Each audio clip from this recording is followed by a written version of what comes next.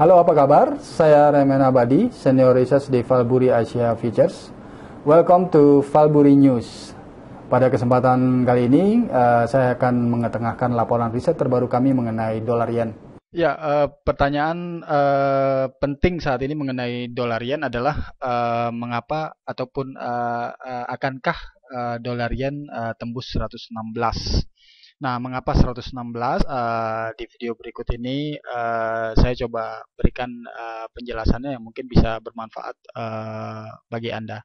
Ya, ini yang pertama saya ketengahkan grafik daily dolar yen. Ini menunjukkan pergerakan dolar yen di tahun 2015, di mana dolar yen cenderung balik melemah setelah membentuk puncak rebound di 2015. Jadi di sini kita lihat puncak rebound ada di 125.85. Jadi sejak awal 2015 cenderung rebound sampai 125.85 ini dan membentuk puncak di sini. Setelah itu harga terkoreksi lagi. Dan yang menariknya adalah koreksi saat ini cenderung mendekati horizontal support atau support line horizontal. Dan ini secara range rata-rata itu di kisaran 116. Meskipun di awal tahun 2015 lalu sebelum melonjak ke puncaknya sempat terjadi tekanan itu sampai 115.82. Tapi secara umum closing price untuk daily di awal 2015 ini praktis di atas 116. Jadi untuk saat ini konsolidasi atau pelemahan dolar yen dari puncaknya hadapi crucial support di area 116. Ini adalah faktor-faktor pergerakan dolar yen terakhir ini yang cenderung melemah dari puncaknya dan hadapi pusat support krusial di 116. Yang pertama adalah risk aversion. Di sini ada pelarian dana dari aset berisiko yang meningkat. Ini akibat kekhawatiran ekonomi global khususnya Cina, dan belakangan ini ada tekanan dari harga minyak dunia hingga ke bawah level 30. Itu juga memicu kekhawatiran global dan meningkatkan risk aversion. Yang kedua, divergensi moneter antara Jepang dan Amerika sulit untuk melebar lebih jauh.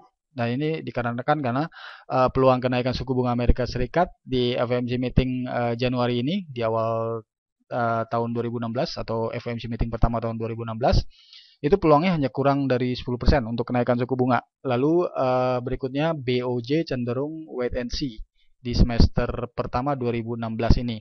Ini dikarenakan di pertemuan terakhir BOJ Desember lalu, Gubernur BOJ Kuroda menyatakan bahwa optimisme Jepang akan mencapai target inflasi 2%.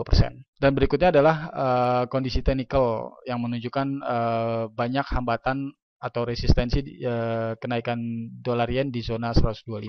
Nanti kita akan lihat grafiknya lebih lanjut. Nah, di sini gambar samping saya mengetengahkan mengenai prospek kenaikan suku bunga Amerika Serikat untuk pertemuan 26-27 Januari pekan depan. Di sini terlihat bahwa peluang untuk kenaikan suku bunga ke 0,75 dari 0,50 hanya 9,5%. Jadi kurang dari 10%. Sementara 90% sisanya cenderung masih proyeksikan dipertahankan suku bunga 0,50%. Jadi ini adalah proyeksi dari Chicago Mercantile Exchange untuk pelaku pasar obligasi. Nah, ini adalah faktor teknikalnya yang tadi saya sebut bahwa banyak resistensi untuk kenaikan dolar yen di level 125. Ini ada penjelasannya pada monthly chart. Yang pertama di sini ada resistensi dari resistance line yang ditarik dari tahun 1990 ke dari high 1990 ya ke high 1998.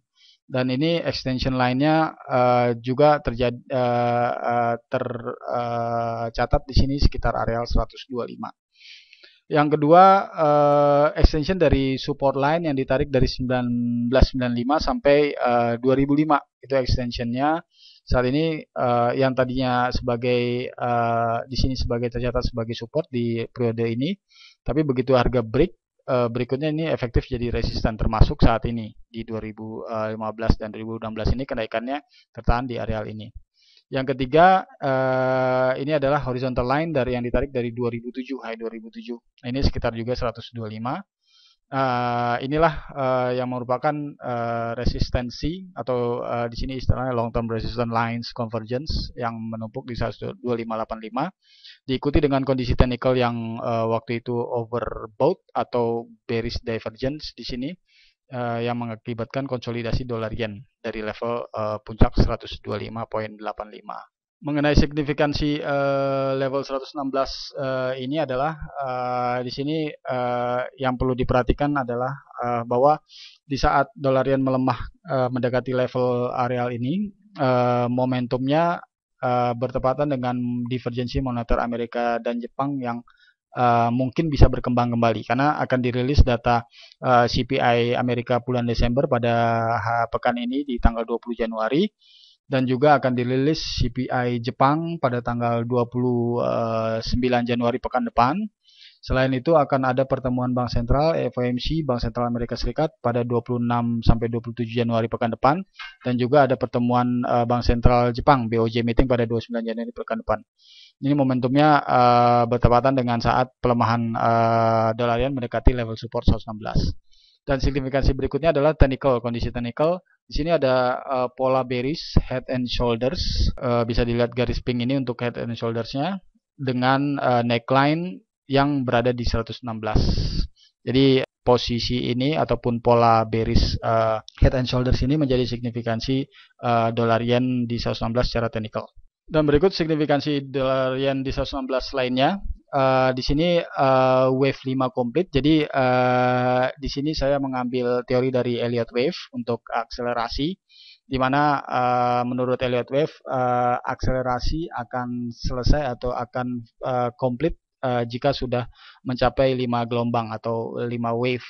Nah, di dolar yen terhitung dari kenaikan 2012 pada weekly chart ini sudah terhitung menyelesaikan 5 wave. Jadi sudah komplit untuk akselerasi kenaikannya. Jadi 1 dari 76, 1, 2, 3, 4, dan 5 di 125.85. Nah, habis itu level harga terkonsolidasi dan mendekati support line 116. Nah, disambung dengan tadi sebelumnya dengan head and shoulders. Jadi dari dua kombinasi chart ini, daily dan weekly, dengan kondisi head and shoulders dan komplitnya wave 5, kami mewaspadai bahwa jika breakout line 116 ini bisa mengkonfirmasi pola head and shoulders dengan target. Jadi kalau dia break 116, pola head and shoulders ini akan confirm dan memiliki target di level 107. Yang kedua, ini akan memperkuat komplitnya wave 5. Jadi jika ini break, wave 5 akan cenderung komplit, harga dalam zona konsolidasi dan akan masuk dalam zona retracement. Zona retracement yang kami catat di sini tarik dari 76 itu di level 38,2%-nya di 106.80 sampai 50% di level 100.92. Jadi ini medium retracement hitungannya. Jadi kalau kita lihat di sini jika level 116 break, maka signifikansinya cukup akan besar karena akan menyeret dolar yen dalam pola head and shoulders yang dalam sekitar 107 hingga masuk dalam zona retracement dengan mediumnya saja di level 192 atau minimumnya sekitar 106.80. Jadi sementara kita bisa melihat level areal 107 sebagai minimum target untuk dolar yen jika terjadi breakout di bawah level 116. Jadi sebagai kesimpulan yang pertama, bahwa koreksi dolar yen ke dekat level 116 saat ini itu menarik untuk dicermati karena mendekati momentum penting di 2 pekan ke depan terkait dengan data-data fundamental Jepang dan Amerika Serikat yang akan berimbas pada isu divergensi moneter mereka, yakni FOMC meeting, BOJ meeting, serta data inflasi dari Amerika Serikat dan Jepang. Yang kedua, secara umum dolar yen beresiko break 116 karena isu divergensi moneter belakangan ini kian mengecil, dan juga risk aversion ataupun pelarian dari dana dari aset-aset beresiko itu meningkat belakangan ini. Yang ketiga, zona 116 sebagai support cukup signifikan, sehingga bila breakout zona areal ini akan memicu tekanan lebih dalam dan mungkin akan lebih jauh dengan potensi tekanan antara 8% sampai 14% untuk fluktuasi harga dolar yen ke depan dari level 117 saat ini pergerakannya. Yang keempat, ini perlu dicermati juga. Jika memang divergensi moneter Jepang dan Amerika Serikat terus berkembang dan juga level 116 terus terjaga, artinya mungkin tekanan dolar yen bisa jadi terbatas di areal ini dan dolar yen dapat berpotensi break sebaliknya level 125. Semoga bermanfaat dan sukses selalu. Sampai jumpa di video komentari berikutnya.